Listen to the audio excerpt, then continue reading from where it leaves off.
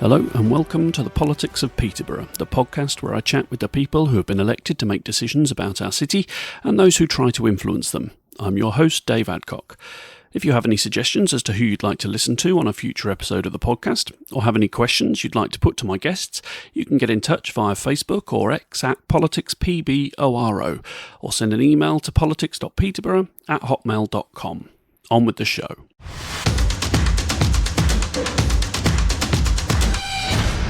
My guest for this episode was born and raised in County Durham before heading south to attend Cambridge University studying natural sciences. While still an undergraduate, he was elected to Cambridge City Council in 2022, and during his time as a councillor he was given control of the Open Spaces and City Services remit. He was also a member of the Combined Authority Skills Committee. In 2024, he stood in the general election and defeated incumbent and former podcast guest Shailesh Vara to become the first non-Conservative Member of Parliament for North West Cambridgeshire by just 39 votes. Sam Carling, welcome back to the Politics of Peterborough. Thanks for having me again. Now, when we talked before the election, you said your interest in politics grew out of the cancellation of A-levels during the pandemic.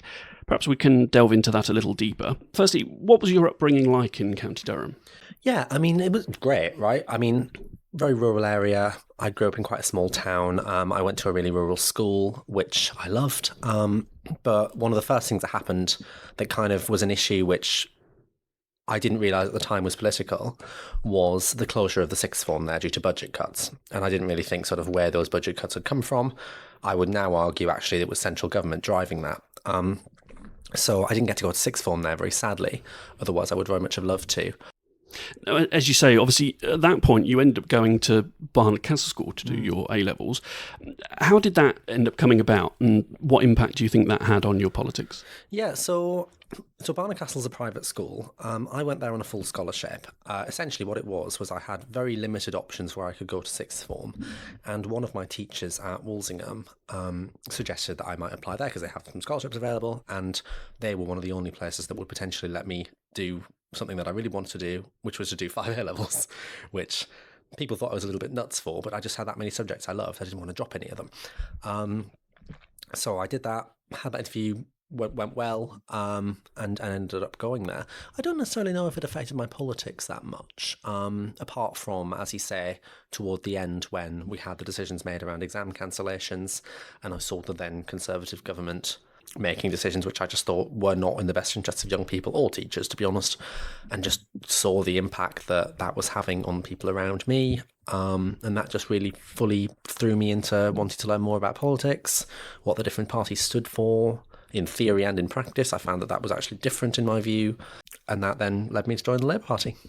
I imagine most people have this perception of private schools as rich white kids, probably Tory-leaning. Is that your experience, or was it very different? There's a bit of a spectrum, to be honest, because I think when you normally say the words private schools, you think of like Eton, and actually there's a whole range of private schools, some of which are like Eton, others of which are, of a quality less than, the average of what you might expect in the state sector. Quite a few in that category, actually. I think based on the kind of the demographics of the area, it was probably a reasonably conservative place, but I never really was, as I said, because my engagement in politics came so late on, I didn't really spend a great deal of time when I was at the school thinking about the political leanings of people there, to be honest. And it, as I say, it hasn't really affected where I am now. Obviously, Labour stood on a manifesto pledge that we would remove VAT exemptions for private schools and reinvest that money in the state sector, which is a policy I very much supported. Because although I was really lucky and had the opportunity to go to that school, I was one of a very small number, and what we really need to be doing is raising the standard of the state sector where budgets are tight and it is really limiting what they're able to offer kids, particularly in terms of extracurricular activities. So, I think private schools in general will manage to deal with that policy. I don't apologise for supporting it. I think their class sizes may have to increase in a few places, and then their finances should even out in most cases. Obviously, there'll be differences in different schools, but they'll be able to manage with it, and that will significantly bring benefits to the broader sector. You then moved on to Cambridge University. Now, again, the impression that most people have of university is it's a chance to socialise, party, for people to enjoy themselves. Instead, you decided to try and succeeded at getting elected to Cambridge City Council. How did that happen? Well, yeah, where do I start with that one? I think I was never really a sort of great big nighttime social animal just because of my personality and the way that I am. But I went into university very much with the mindset of I want to get the absolute most out of this I can. I've been given an opportunity. I worked very hard for it. I got there. I now want to make the most of it. And so I got involved in sort of student politics. I got involved in the kind of the more student union-y side of stuff, which I really enjoyed. Ended up going reasonably far down that in terms of representing student interests. I became a trustee of the university through some of that work as well. Got involved with the Cambridge Junior Society. I just really threw myself headfirst into stuff. And really, so in my first year, I applied for selection as a Labour candidate. I was already a member of the party by this time. I'd done quite a lot of work within the party over the kind of the summer and then leading up to that. And I just thought, absolutely, why not go for it? I think I'd really love doing that, being able to be a councillor, representing people in my local area and kind of developing a lot of experience. It will be really, really helpful career-wise, wherever I wanted to go. And at this point, I still wanted to go into kind of science research as a career. So I put myself forward. I wasn't successful the first time. A lot of it, I think, was just because I was new to the area. People didn't really know me. So I then just decided, right, well, what I now need to do is just kind of prove myself. So I went and campaigned really hard for the person that beat me in the selection process. That was really well appreciated both by them, and they're a good friend of mine now, that person, as well as the broader party, who thought, yeah, this guy's actually committed and kind of is competent, knows what he's talking about. And then the year afterwards, a different ward was looking for a candidate, and people there actively reached out to me and went, we thought you were really good. Would you consider standing here? And I went, absolutely, I will. And that then became my beloved old seat of West Chesterton on Cambridge City Council. So yeah, had a campaign that was about sort of 8 to 10 weeks long, because I was selected quite late, because I was selected because another councillor stood down. Really loved it. It was very intense, and managed to get elected at the end of it, which was great. Was there something specific? I mean, you said that you'd already joined the Labour Party before you started along that process. Was there something specific about Labour that drew you to them as opposed to the Greens or the Lib Dems? Well, I'm not really an ideological person. For me, it was very much which political party is committed to delivering, will understand, the value of evidence in policy making. Which political party actually isn't very ideological? And for me, the answer to that was the Labour Party. And I found that I really resonated with Labour's values, around social justice, equality of opportunity, fairness, all of those things. And I found that they actually reflected those values in practice. Whereas, the Conservatives claim to stand for a lot of things. I would argue actually in practice they don't stand for many of those values at all. And with the Greens and Lib Dems, particularly with the Greens don't strike me as a very serious party a lot of the time. They often stand up with kind of policies that will not be deliverable in practice, or vague ideas and say this will solve all of Britain's problems. And when you look at it, no, it won't. And Reform do the same thing on the other side of the spectrum. Because they don't have to deliver, they can kind of promise the world. And what we're now seeing, of course, is that Reform do have to deliver in local government, and we can see how well that's going so far. And equally with the Lib Dems, I get on quite well with Lib Dems around Cambridgeshire and Peterborough, generally speaking. In this region, we're often, not always, but often aligned in kind of the broad direction we want to take things, although obviously we were in opposition on Cambridge City Council to one another. But I just find that the Lib Dems are not a very consistent party. They stand for different things depending on where you are in the country. And as I say, really it was Labour's values that resonated with me, so I joined the Labour Party, and I never looked back. After 2 years as a councillor, you decided to run for Parliament. Is that something you'd always had in mind that you wanted to do in the future as soon as you got into party politics, or were you approached to do it? Not at all. So I stood to be a councillor, and I really enjoyed doing that because I could fit it in alongside my full-time work. So at the time being a student, but then also I envisioned going on into a research career. Being a councillor, you can work around like that. But I just absolutely loved it. I knew I'd enjoy it, but not as much as I did. It was great. Just to have the opportunity to really make a difference, deliver for people, improve local services. I just found that, the rewarding nature of that job was such that I wanted to go into politics full time after that. I really enjoyed being a representative and kind of the difference you're able to do in that. And so the natural next step for me was to then stand to be a member of Parliament. It won't be for everybody. Lots of people stop at the level of a councillor, really enjoy it, but also want to develop another career. And that's what's so great about it, and why I'm a huge advocate for more people standing to be councillors. Because actually, and the political parties won't say this, but a lot of political parties struggle to find candidates. Right? We're the same a lot of the time because it does take a lot of commitment. You can have a lot of great people, but actually persuading great people to stand is not easy. And I'm in the middle of that process with some people I want to be standing in some of my wards in North West Cambridgeshire, and we'll see how I go. How did you find campaigning in the general election? Obviously vastly different to doing a city council. Absolutely. And I remember the very first campaign day I had in North West Cambridgeshire was in Orton Waterville. It was on Cherry Orton Road. And I arrived with a couple of people from Cambridge that had agreed to come and help me out. And we thought, right, it's going to be quite tough. We know this is an area that's been Conservative for a very long time. I deliberately picked a ward where, in looking at demographics, I thought there'd be a lot of Conservative voters in that area, but who might be persuadable through a conversation with me. We have tools that can do that. And then we just found that actually every door we met was just amazed that I'd turned up and was like, this is great. The incumbents never really come around here. We've never really seen our current MP. It's good that you take an interest. And it was just a complete shock, really, because I had expected a much harder time than I got. And that's not to say I didn't have, a robust conversation on the doorstep with people. Of course I did. But people were really friendly and, really, really liked the fact that I'd come out to say hello and actually taken the time to hear what they had to say. So yes, very different, especially because in Cambridge that's not the case at all. There's a real culture of all the political parties are out, apart from the Conservatives, because they don't really have a presence. So you will see representatives from all the parties in Cambridge, and you very much decide based on their policies and their plans. But so it was very different in that respect, and also because I was used to fighting more left-wing parties. I was used to dealing with Lib Dems and Greens. Now a complete flip. I'm now mostly dealing with Conservatives and Reform. There are some Lib Dems and Greens, and it's very important to me that I'm able to try and get some of them on side. And very important, for my voter coalition, if we look at it that way as well, because the number of kind of traditional core Labour voters in North West Cambridgeshire is very small in comparison to most of the country. Actually, we're really, really low down that percentage table.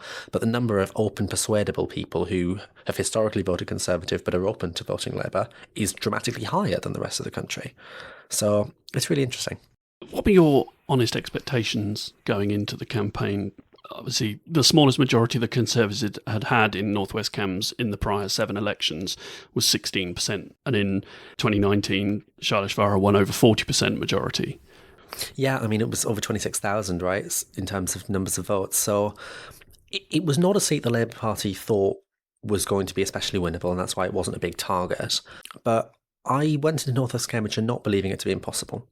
As I say, especially once I started campaigning, I thought, no, we can do this, actually. In an area that has historically voted Conservative in Orton Waterville Ward, the number of people that were saying, no, I'm open to voting Labour, and now that I've met you, I probably will. So as soon as I started hitting the doors, we thought, no, this is doable. It's purely going to be a function of how much effort I'm able to put in. And so I just ramped it up. I got leaflets out, I knocked on doors, I did as much as I could. And I didn't really let myself think about what the result would be, to be honest. I just decided, well, look, either option one, I hype myself up thinking I can win and then could be really disappointed when I don't. Option two, I convince myself I can't win and then I'm demoralised. Why do either of these things? Let's just not think about the result and just focus on campaigning as hard as I can. And it worked. What about election night itself? At what point did you realise just how close it was going to be? About 10 minutes before the result was declared, maybe. So, I mean, it's counted by ward. So you can see the kind of the different wards piling up in different ways, and Fletton and Woodston was going very strongly my way. But equally, a lot of the more rural wards weren't. And there were some, particularly the Hamptons, actually, that were kind of in the middle, kind of balanced and tipping. And so it was very, very hard to tell what was going on. And what political parties do at the count is we sample the votes as they're being counted. So we get a kind of flavour of what's going on in each ward, we think, and then we put it into a spreadsheet, we weight it accordingly, and we try to predict what the result will be. And to be honest, I didn't have that many people with me on the night to do some of that, so my prediction wasn't particularly on. It was, I mean, I can't remember the details, to be honest, but it really wasn't clear what was going to happen until right toward the end. And of course, downstairs in the count centre, you had the Peterborough count, which was also very close, so they couldn't spare more people to send upstairs to me. So it was a very tense night.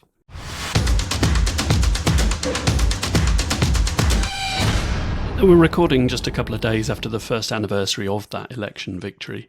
How do you reflect on the first year so far? I mean, I've really enjoyed it. It's a huge privilege to be in this role and to be able to support people and take forward people's priorities in Westminster. And I think we are delivering a huge amount. I think because we've moved so fast on a lot of issues, naturally we've had to raise the funds to deal with that. And so that's led to a lot of press interest and a lot of a lot of opposition to some of the mechanisms we've used to raise those funds.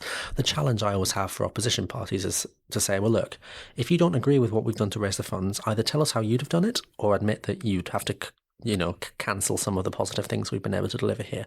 And that's when the kind of the tail off, because it's very easy when you're in opposition to support the good things and not the money that was needed to fund them. Particularly the investments we put forward in the NHS, over £20 billion of additional investment there. And we just released the NHS's 10-year plan, which will kind of translate a lot of that into real delivery. We've been able to cut waiting lists, consistently, even over winter, which is really delivering. And just today, the day we're recording this, we've announced that we're bringing Sure Start back, or we've called it Best Start this time. Like, that is an immensely powerful message that, the Blair government brought in Sure Start and transformed the lives of young people and families and actually saved a huge amount of money in the process from then the lack of kind of interventions needed later on because he dealt with things early on. So we're doing a lot of long-term stuff. The benefits of that is starting to show, but they will get stronger over the next few years. Is there such a thing as a typical day for an MP? Not really, is the short answer. So Mondays, I tend to spend a lot of the day in North West Cambridgeshire because votes on a Monday in Parliament aren't till 10 p.m. at night, which gives me most of the day to do stuff in the constituency, unless I want to speak in the debate that day, in which case I'll head down a bit earlier. And then Friday, also constituency days. So when I'm in the constituency, I'm visiting schools, businesses, having surgeries, going out directly speaking to people by knocking on doors. That's really important. I spend a lot of my weekends doing that because what is often the case is the people who have issues that I can help with are often the ones least likely to reach out to me. And so I have to go out there and be proactive and pick these things up, which works. But it varies hugely depending on, what time of year it is, what's going on. When I'm in Parliament, I'm speaking in debates, I'm on a select committee, I'm on a committee no one's heard of until you go to Parliament, which is called the Public Administration and Constitutional Affairs Committee, PACAC for short. But it's essentially the select committee that scrutinises the Cabinet Office, and we also look at arm's length public bodies and kind of how the government's working in terms of the machinery, the efficiency, which really suits me because part of my background's in kind of governance and that sort of work. And then there's all sorts of other things. There's drop-ins that charities run to try and get you to take up certain issues that they have an interest in. There's things that constituents write to me and say, can you go to this, can you go to that? And I do try to do that. I can't always, but I do try. So it's hectic. Now, I'm sure you're sick of hearing it at this point, so I apologise in advance, but you are the so-called baby of the House and the first MP born in the 21st century. What kind of response have you received from your fellow MPs, and has it been the same across the House? Yeah, it barely comes up, to be honest. I think it's not particularly unusual within Parliament to have someone in their 20s. I think there's 10 of us in our 20s, though. Well, I think someone's aged out actually now, so it might only be 9 now. But there's a good bunch of us, and I think it's often not seen as a very meritocratic place, but actually I think in terms of your reputation with colleagues and kind of your committee work, it kind of is. People have a respect for you if you're good at what you're doing, and so it's never really come up that much. Now, you've been quoted previously as saying that you don't see yourself being an MP for 40 years. Former SNP MP Myri Black was elected to the Parliament at the age of 21 and didn't seek re-election 9 years later, stating that it was for her mental health. She described Parliament as, quote, one of the most unhealthy workplaces you could ever be in, close quote. Does it concern you that young people, already the least politically engaged age group, may be further put off getting into politics when they hear things like that? Very possibly. And I'm absolutely loving my job. And when I'm out in my constituency, there's never really any issues. People are always polite. Even when we disagree, we have really useful and good conversations. What is not so much pleasant is the online stuff.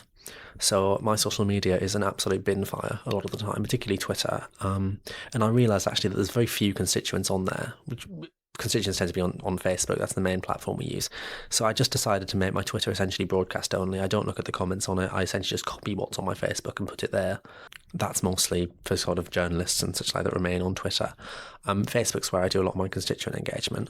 And that's generally a bit better, although you do still get a reasonable amount of abuse. The emails can be quite something. I think sometimes people don't realise how rude they're being, or in fact just don't really think of me as a human on the other end.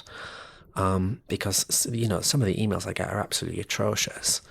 Not that many. And actually, we had a slightly funny moment recently where, because whenever I see one of these emails, I squirrel it away into a folder because I think my team don't need to see that. And we recently discovered that my head of office has been doing exactly the same thing and squirreling them away from me. So we've both got two little hide the rude emails folders that we've been hiding from each other. But I mean, you learn to laugh it off. You learn to be quite robust, actually. And at this point, I am quite robust. If someone sends me something abusive, I will reply saying that's completely not on. No one has the right to talk to another human being like that. Well, they probably weren't voting for me anyway, but I don't have any hesitation in doing that because I think that's the right thing to do. But I do sometimes worry that, people will see my social media in particular and be put off from going into politics by that. But the message I have in that case is it's really not like that in person, in the real world. And hopefully we're able to get that across.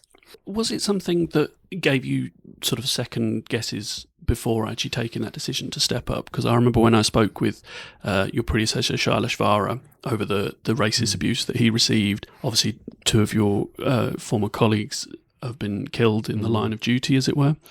Would that be something that you sort of gave you second thoughts? I mean, I didn't really give it too much thought, to be honest. Maybe I should have given it more. But it is a really, really serious issue. And as you say, Shailesh he got tons and tons of abuse. And also my new neighbour, Ben Abesijekti in Huntingdon, he gets a lot of that as well, particularly from Rupert Lowe and his sort of crowd online. And he does a good job of being very robust and standing up against that, actually, which I respect him a lot for. Yeah, I mean, I got some... when I was announced as the candidate, I got a decent amount of age-related abuse, and I still do. After the election, there was loads of memes of my face being photoshopped onto random comical villains, which, to be fair, some of them were quite funny, but also very annoying. So it didn't really put me off, but others could. And, you mentioned the security point there. Security is a real issue too. We have had, Kneecap and other bands literally quite, using the words "kill your MP" on a stage. It's astonishing what people think they can get away with, and so it's quite right that is dealt with robustly. But, MPs have to have significant security measures as a result of that, and it's quite sad, really, but it's necessary. Do you feel any sense of responsibility to be a voice for young people because of your age? I don't know, really. It's a good question. I think I try to, because I'm conscious that young people's issues do need to be raised, especially given that young people are often less likely to vote. I mean, there's a graph I often show when I do a school visit which shows just how much more likely to vote older people are. And I make a generic point. I'm not saying that my own party does this or that any particular government has done this recently. But when that is the case, naturally, government policy ends up being very skewed, sometimes towards older people. And actually there are certain decisions that perhaps we should be taking a more holistic view of society. And we have been doing a lot to support young people in government, so the Renters' Rights Bill being a very good example.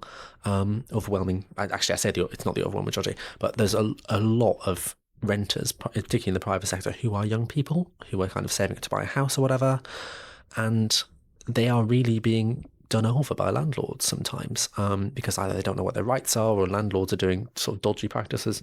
So we've brought in new regulations through this bill that will significantly help with that. It won't affect good landlords who are doing the right thing, but it will introduce protections against bad ones.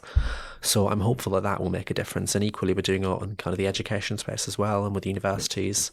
And as I said earlier, we've just relaunched Show Start, essentially. It's an enormously positive initiative coming back, which will have a real difference to young people and families. Do you think the majority of MPs in Parliament understand the needs and wants of young people? In part. I think there's lots of issues where MPs do understand sort of what young people need, particularly within things like the private rented sector. I remember actually there was a funny moment quite early on where there's various WhatsApp group chats of different MPs, and there was one where someone was trying to rent a flat in London after having got the job and kind of went, is it this bad for young people? I was going, yes it is. But at least they realise that now. There are some other issues where I think perhaps they haven't quite grasped it some of the time, particularly around some of the discussions we have around online safety. So quite rightly, there are calls to regulate social media more effectively, but sometimes I think what we miss in that is that young people are pretty digitally smart, more digitally smart than most adults. And that means that, if you regulate platforms or you make them too intrusive or too controlled, what you will get is people moving into less regulated platforms that it's impossible to regulate them all, quite frankly, unless you take the internet away from young people, which is also not a good idea. So I don't know the kind of answers to those questions, but it would help if we had a better understanding of that and the kind of the young people's digital savviness among policymakers. I think that's one area I'd like to see a bit of an improvement on. Do you think more needs to be done in schools or other forums to teach younger people more about what politics is, why it's important? I absolutely do. I don't really know what form that would necessarily take. It may be sort of in terms of like politics and civic lessons.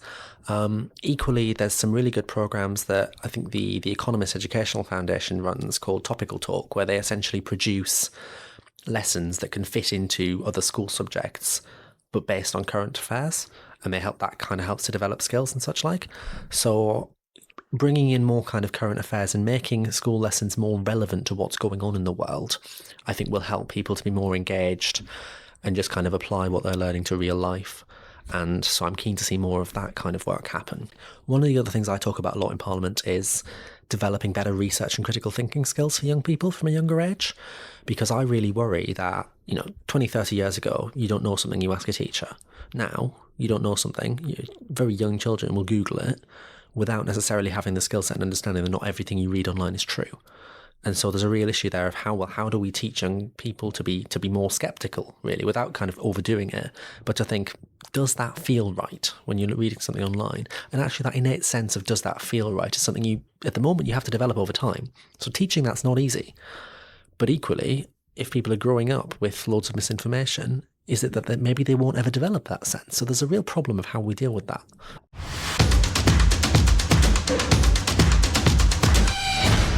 You recently voted for the revised welfare bill in Parliament. Can you explain to Peterborough residents who receive personal independence payments what that vote means for them? Yeah, absolutely. And I'm glad you've asked that because, to be honest, it's been really sort of complicated in terms of the changes to that bill.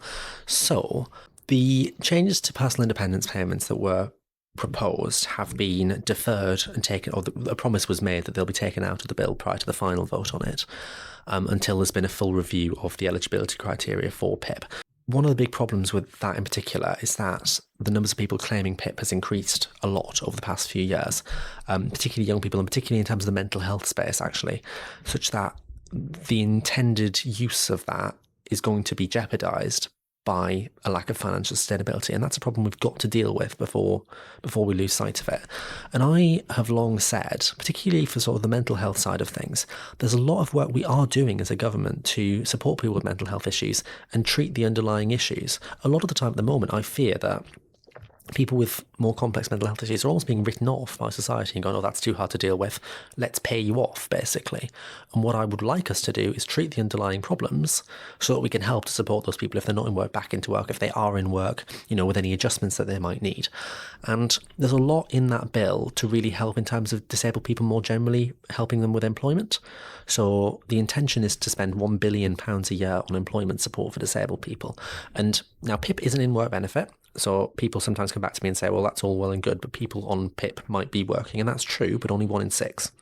At the moment, 5 in 6 people on PIP aren't working. So what this employment support will allow, first of all, for people who aren't working, it will provide a serious support to help them get back into work. For those who are, it can help with things like arguing for employers to give adjustments and making things better for disabled people in those circumstances so that we can really support them. Because there's huge numbers of people who are on PIP and sometimes out of work who want to be in work and just need that help, which we will now provide as a result of what was in that bill, which is really, really positive. There's other stuff there. So we're also providing the first real terms increased universal credit since its inception, and various other things as well in terms of legislating for a right to try work, which means that, because at the moment, essentially as soon as you start working, your benefits are cut off, and if that then doesn't work out, well, you're back at the end of the queue again, which is completely wrong and a serious disincentive. So we're reforming that by implementing this right to try, which will make sure that that safety net is not removed and is still going to be there if you find that work doesn't work out for you. So it's about supporting people. I understand that the changes to PIP are controversial. I really, really do. And I've done a lot of listening. I've had meetings with ministers, but as they've been deferred, the bill wasn't to vote on that. What message do you think the original bill and the process around the changes made before it was going to go to a vote sends to voters about the government's competence and its willingness to take the hard decisions to try and balance the budget? It's a fair challenge, and as I say, there's a lot of stuff in there that is really positive and that I'm really pleased we will be implementing. So that's why the bill had my vote. In terms of the process, I'm not going to pretend that was Parliament at its finest hour, right? That was a very difficult process to go through. I think what the government has agreed to do is right in terms of delaying any changes to PIP until after we've had a full review. Trying to get MPs to vote on something before we've had that review was not great, but we are past that. The government has listened and it's done the right thing now, which I think is what's important. You also recently voted in favour of the end of life bill. What was it that tipped the balance for you in agreement with the bill? Yeah, and I think I'm just going to use its full title now, which is the Terminally Ill Adults End of Life Bill. And that's particularly critical because there's been a lot of talk around kind of the expansion of scope and the kind of the potential implications that that bill has for people who aren't terminally ill. And I think what's really important to recognise from the outset is our legal system is very, very different to what other countries have in terms of those that have expanded provision. So Canada is often cited as an example.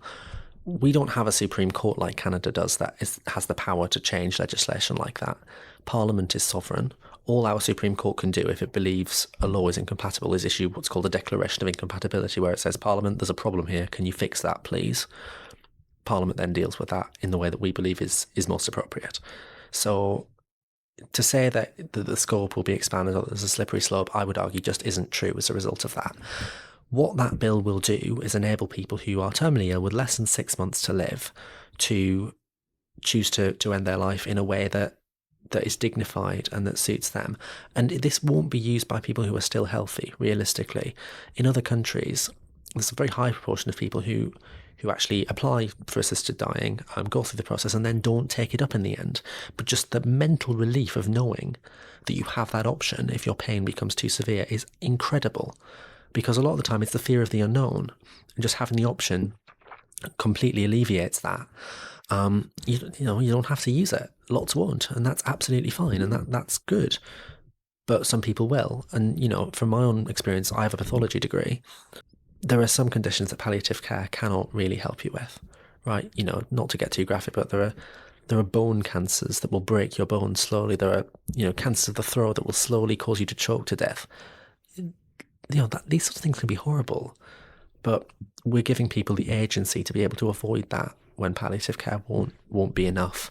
And I think it's really important that people have that choice. How do you respond to concerns that assisted dying could de-emphasise the need to strengthen palliative care and support for vulnerable patients?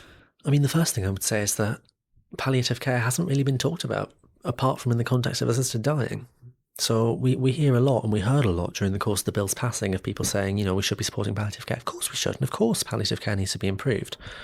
But we weren't having that debate until we started talking about assisted dying. No one was raising this. Well, people were raising it, but this was not being raised and prioritised. Actually, having this coming through has enabled a real platform for us to talk more about palliative care. And in the world's healthcare systems, the two work together. They're not opposed to one another. Palliative care does a lot to support you, and then if there comes a time when it can't, you then have a choice. So I think the two should really be seen as complementary.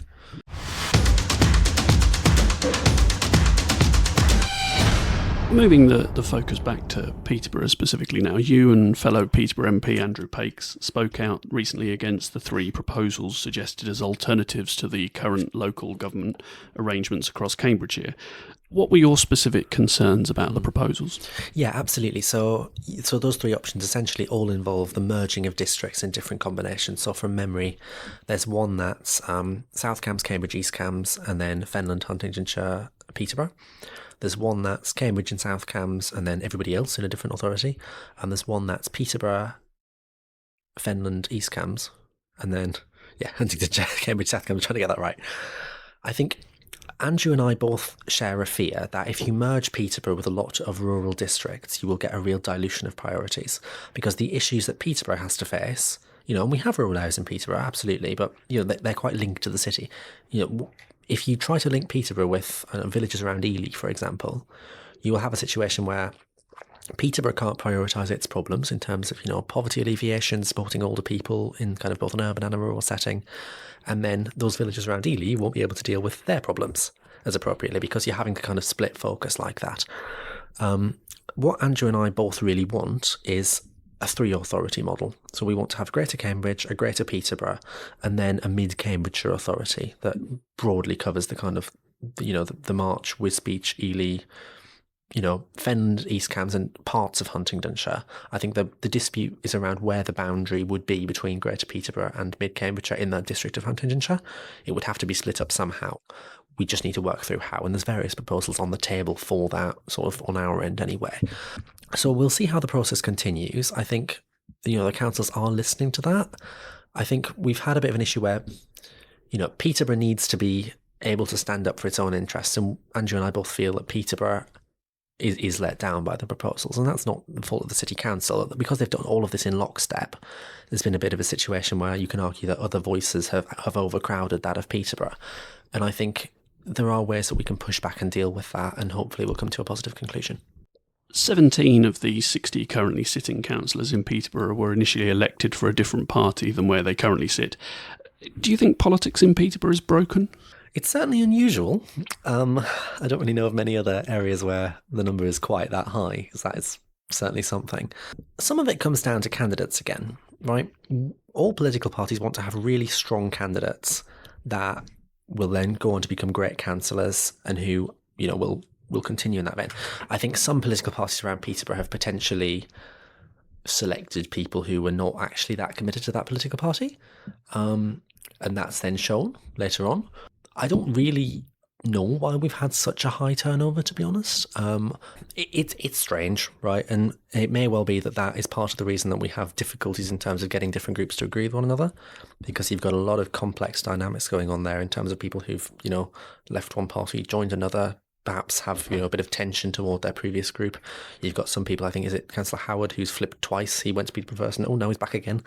And kind of the presence of Peterborough First itself is really unique, because not many places have that kind of group of largely but not exclusively former Conservatives who take a different direction to the local Conservatives on so many issues.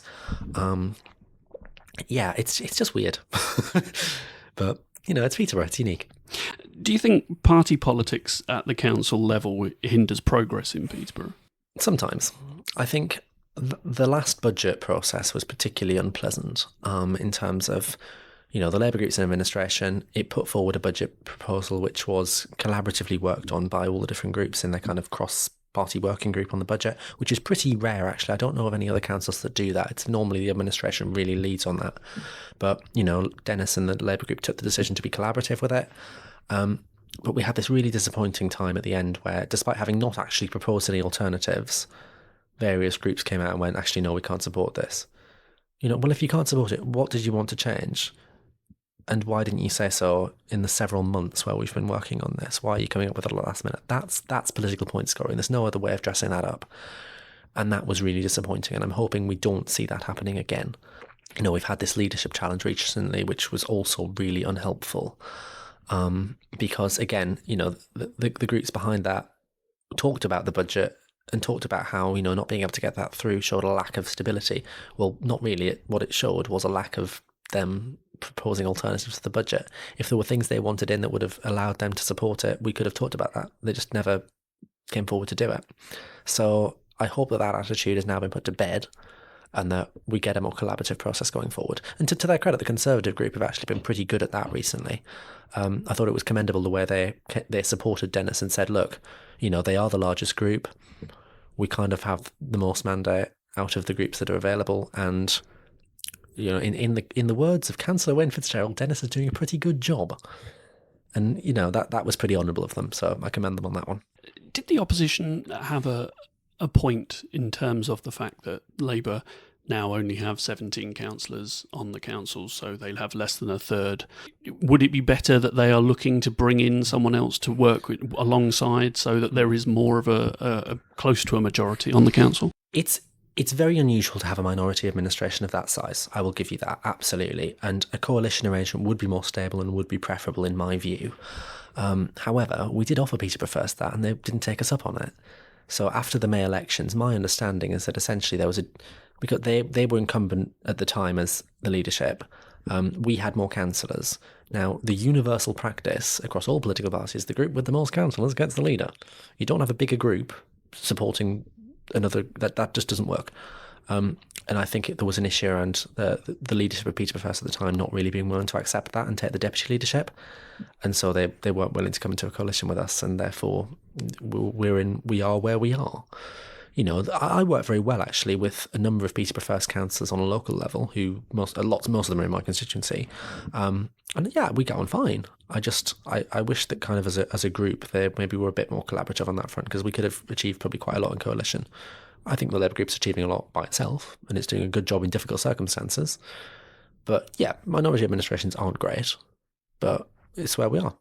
And as long as people work collaboratively and kind of are able to put differences aside, it can be fine.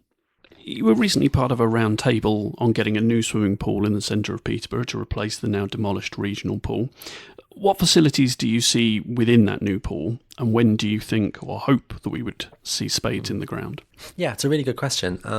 So I think a lot of the details are still up in the air. I have to be honest about that. I don't really know the specifics because, well, first of all, this is on Andrew's side of the river, right? So he leads on a lot of this stuff. He's been campaigning for this for a very, very long time, but it affects my constituents hugely as well.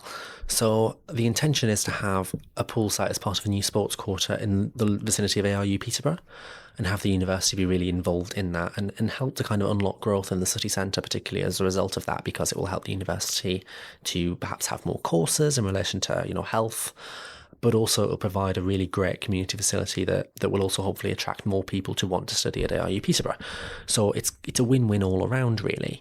And we have government backing for it. What I mean by that is the Chancellor announced in the recent spending review that there will be a pot of money created essentially for projects like this, and she specifically named Peterborough as a great example of where one could happen in her speech. So the situation essentially is this pot of money will open and we will be at the front of the queue to access it. So we still have to put a case together, and it still needs to be a strong case, but provided that it is, we should get the money. And it should be a really significant amount. It won't cover the entire cost, but it will cover a big chunk, and we will be able to raise the rest from local sources. So I'm really confident that this is going to happen. As for when, my understanding is that the pot should be open certainly within the next year, hopefully a bit sooner for those projects that kind of were specifically flagged this financial year, actually, I should hope. So realistically, we'll get a case together in that time, and I'd like to hope within the near future, we'll have work underway. I mean, are there any specific features that you would particularly push for, whether that be a 50-metre pool, diving pool, which you had originally, hydrotherapy included? I mean, I'm open to seeing proposals. I know the council has put together some stuff already, and that roundtable threw out a number of ideas. I talked a little bit more there as well about the kind of the sustainability aspect, because obviously pools need to be heated. That is quite expensive, but what we can do is we can create more of a city centre heat network, where essentially the excess heat from that is then taken out and used to heat, other buildings, and therefore save them on their energy costs. So we can kind of almost neutralise the costs there. In terms of the actual facilities, I think, a 50-metre pool would be ideal, but realistically, in terms of deliverability, I think it's more likely that we'll end up with a 25-metre. That's not, I'm not saying 50 metres is impossible, but, we'd have to compromise on a lot of other stuff to do that. And as I say, it's not that I was going to say my personal view. It's not really my personal views. From a deliverability perspective, I suspect a 25-metre will be easier to deliver and will enable us to bring in some other features there too that perhaps we may not otherwise get. But, I'm very much in the hands of, the experts on this, the swimming club, supporters, my constituents. I'm not, the world pool expert. So I'm more than happy to kind of be led by the evidence and what people want from it. Now, as you said, it was suggested that it could be part of a sports quarter. Do you see room for a community stadium for Peterborough United as suggested by Combined Authority Mayor Paul Bristow? Yeah, I mean, that's another really complicated issue in terms of where that would go. And I know he's quite keen to see that on the embankment, which, I mean, I'm not. I'm not completely closed off to that as a suggestion, but I think there's better sites than that. There's also proposals and ideas around the Asda site. The honest answer is I don't know what will go on with that. I'm very supportive if there's a way to do it, to have that happen. But I think it's just about people needing to get together and look at what's possible and what's deliverable.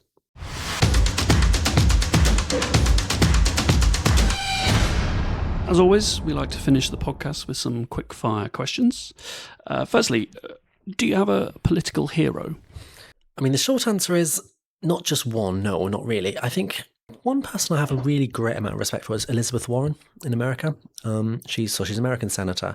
She does huge amounts of work on holding banks and financial institutions to account, and kind of dealing with malpractice and really standing up for consumers and for ordinary people. I really respect her for that. What would be your ideal government job? Chief Whip. What one word would your friends use to describe you? Honestly, probably a bit of a workaholic. What's your favourite food?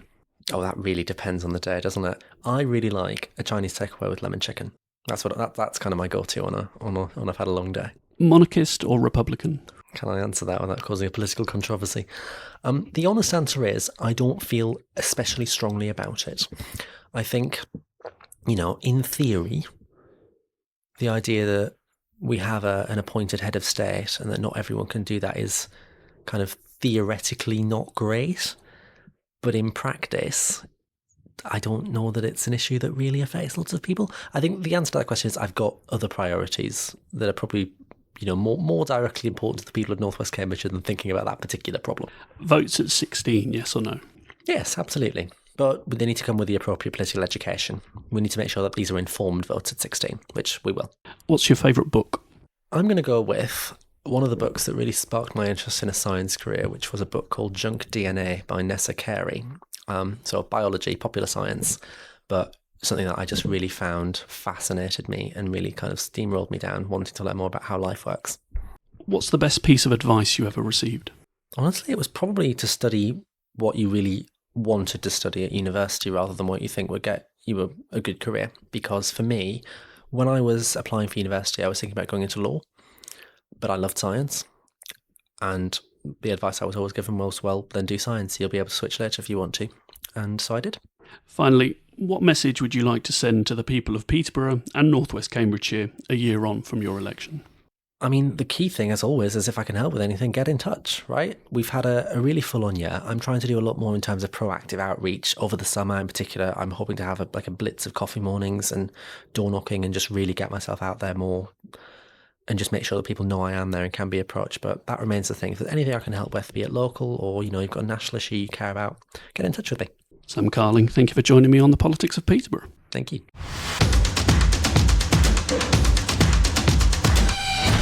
And that's it for this episode. Thanks so much for listening, and thanks to Sam for joining me. You can follow him on X at Sam_Carling_. Make sure you subscribe on Apple Podcasts, Amazon Music, Spotify, or wherever you get your podcasts so you can get each episode as soon as it's released. You can find us on X and Facebook at PoliticsPBORO. Please let me know what you thought of the episode. If you have any suggestions as to who you'd like to hear on the show, or any questions you'd like me to put to our guests, you can email me at politics.peterborough@hotmail.com.